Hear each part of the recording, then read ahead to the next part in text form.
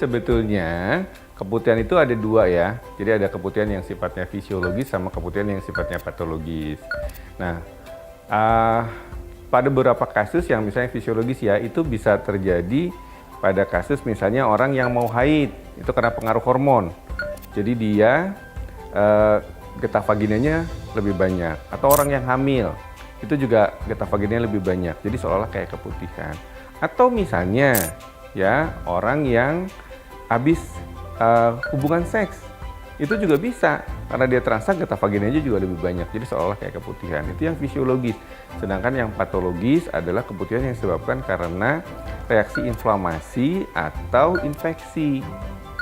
Gitu. Nah, bahaya atau enggak ya kalau emang misalnya dia merupakan keputihan yang patologis, kalau tidak diobatin, itu bisa menyebabkan akibat yang kurang baik pada si penderitanya.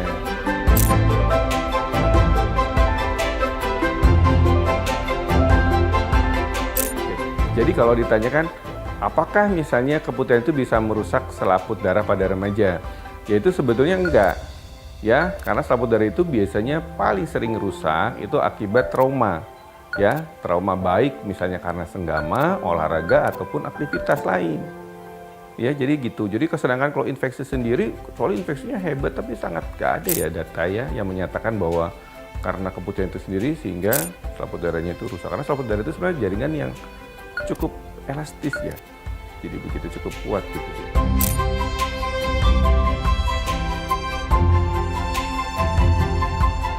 Oke, jadi ada tips ya bagaimana kita bisa membedakan satu antara keputihan itu fisiologis sama patologis.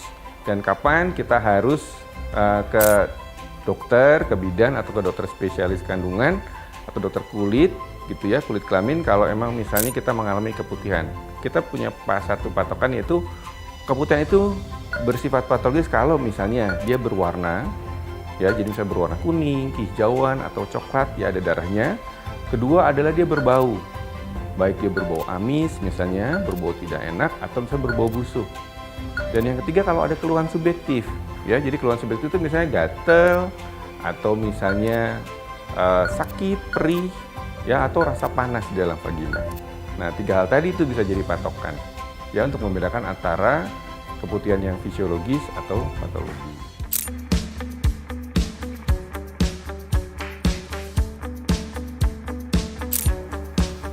Bisa. Saya punya beberapa pasien saya yang menderita diabetes, ya. Cuman emang pasien-pasien menderita diabetes itu agak menjadi lebih sulit untuk hamil dibandingkan yang tidak menderita diabetes.